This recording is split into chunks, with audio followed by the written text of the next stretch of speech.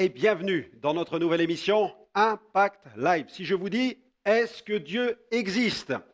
J'imagine que vous êtes un jour posé la question. Et sur la Terre, des millions se posent cette question, à savoir, est-ce qu'il y a un Dieu? Est-ce qu'un esprit, un créateur existe quelque part dans l'univers?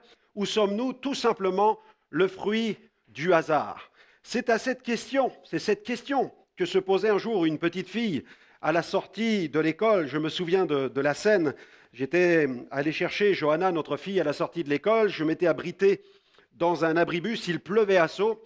Et puis en regardant les enfants qui sortaient les uns après les autres, mon attention était retenue par une petite fille qui poussait des cris. Elle criait en courant derrière son père. Et elle traînait son cartable derrière elle. Elle était vraiment en colère. Et elle disait « Papa, vas-tu enfin me répondre ?» Et le père ne répondait pas à sa question. Et je regardais ce petit bout, cet enfant qui avait un caractère tellement bien trempé, qui criait derrière son père, quand tout à coup elle s'est arrêtée, elle a pris son cartable, elle l'a jeté littéralement dans l'eau, et son père s'est arrêté, il s'est retourné, il tenait son parapluie, et son père était vraiment en colère. Il lui a dit « Mais enfin, qu'est-ce que tu veux savoir ?» Et l'enfant a crié « Papa, est-ce que Dieu existe ?» Ah, quand j'ai entendu cette demande, ce cri qui sortait du cœur de cet enfant, eh bien, j'ai été vraiment attristé parce que je me rendais compte, en voyant le désarroi sur le visage du papa, que le père n'avait aucune réponse à fournir à son enfant. Il n'était pas capable de lui répondre sur cette question tellement fondamentale de l'existence de Dieu. Alors, il s'est mis en colère, il l'a attrapé, il l'a fait monter dans la voiture et il est rentré chez lui. Est-ce que Dieu existe ? Peut-être que vous vous posez cette question sur l'existence de Dieu, mais j'aimerais vous rassurer aujourd'hui au travers du message de la Bible. Nous allons le voir ensemble dans quelques instants. Mais avant cela, je vous propose de marquer une pause en écoutant maintenant Carolina Johanna qui nous chante ce titre « Un miracle ». Vous avez besoin d'un miracle? Eh bien, je crois que la révélation de Dieu, c'est le miracle dont vous avez besoin. On en parle dans quelques instants.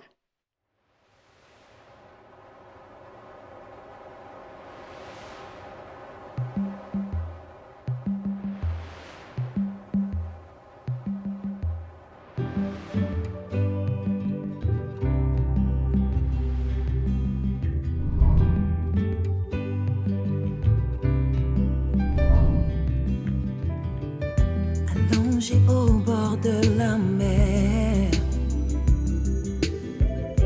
j'aspirais à un miracle.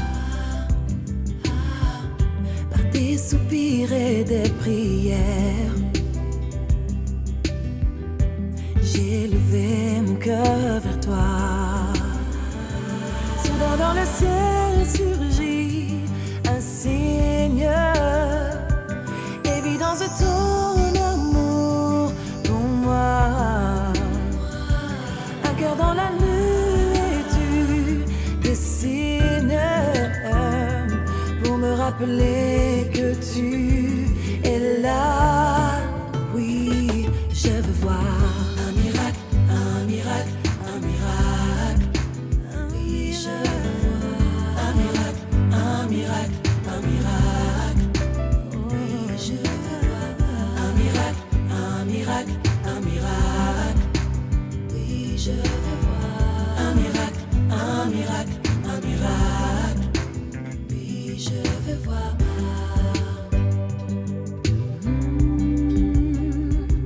Oh, oh, oh, oh.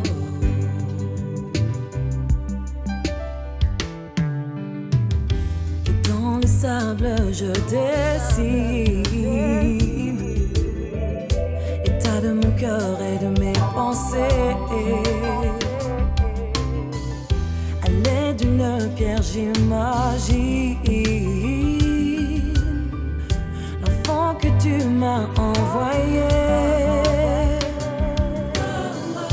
Et dans le ciel, je vis un signe, évidence de ton amour pour moi. Un cœur dans la nuit se profile pour me rappeler, me souffler que tu es là. Oui, je veux voir un miracle, un miracle, un miracle.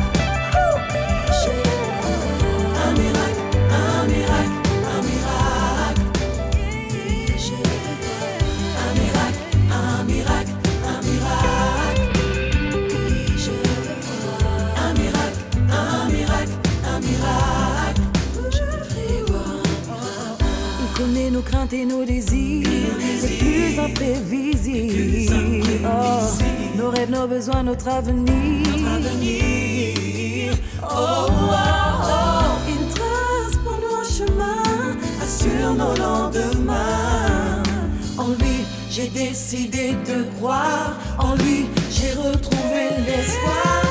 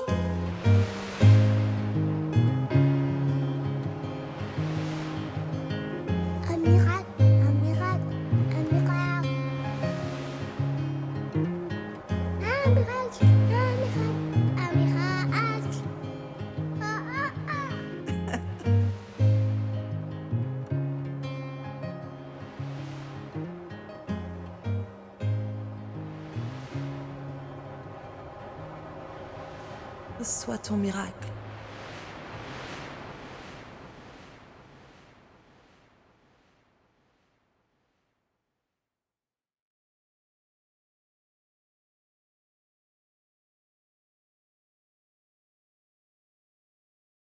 Merci à Carolina Johanna pour ce miracle qu'elle proclame. En effet, Dieu est le miracle que nous attendons tous. Nous avons besoin d'un changement dans notre vie. Nous avons besoin que quelque chose vienne bouleverser nos existences. Eh bien, Dieu est celui qui veut nous rencontrer et qui veut transformer notre vie. Est-ce que Dieu existe? Eh bien, la Bible répond à cette question et c'est Paul qui en parle dans l'une de ses lettres qu'il adresse aux chrétiens de Rome, dans le chapitre 1er, au verset 18 jusqu'au verset 21. Il déclare ceci: « La colère de Dieu se révèle du ciel contre toute impiété et toute injustice des hommes qui retiennent injustement la vérité captive. Car ce qu'on peut connaître de Dieu est manifeste pour eux, Dieu le leur ayant fait connaître. » En effet, voilà ce que dit Paul, et c'est important que nous puissions nous arrêter là-dessus. En effet, les perfections invisibles de Dieu, sa puissance éternelle et sa divinité se voient comme à l'œil nu, depuis la création du monde, quand on les considère dans ses ouvrages. Quand on regarde la création, quand on regarde la beauté de l'infiniment grand comme la beauté de l'infiniment petit, ou tout simplement la beauté de cette création qui est là, tout autour de nous, on ne peut que prendre conscience d'un auteur, d'un créateur. Newton, lui, disait, il me suffit de regarder le mouvement de mon pouce pour déclarer que Dieu existe. Est-ce que Dieu existe? Eh bien, je vois autour de moi 3 signatures importantes de l'existence de Dieu. La signature divine, la première, la signature divine, Paul affirme l'évidence de la signature divine. Il dit « Les perfections invisibles de Dieu, sa puissance éternelle, sa divinité se voient comme à l'œil nu. » C'est visible, c'est là, devant nous, devant nos yeux. Il suffit de regarder la beauté de la création. D'ailleurs, il y a cet homme bien connu dans les milieux de l'athéisme qui porte ce nom d'Anthony Flew, qui pendant toute sa vie a lutté farouchement contre la foi en Dieu, publiant des tonnes de livres dénonçant la foi, dénonçant le théisme. Cet homme était le plus grand promoteur de l'athéisme ici-bas. Et pourtant, c'est en se penchant sur les études du génome humain, sur l'infiniment petit, qu'il en est arrivé à la conclusion que derrière cette complexité infinie des organismes vivants, il ne peut y avoir qu'un créateur, qu'un dessein intelligent, qu'un esprit créateur qui ait voulu que les choses existent. Et à la fin de sa vie, il est passé de l'athéisme au théisme.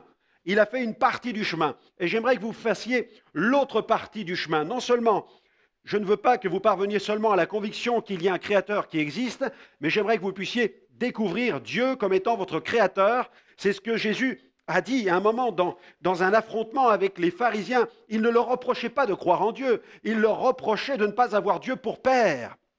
Et nous avons bien plus besoin de connaître Dieu comme étant notre Père créateur, notre Père céleste. La création, c'est une signature divine. Et puis il y a la conscience.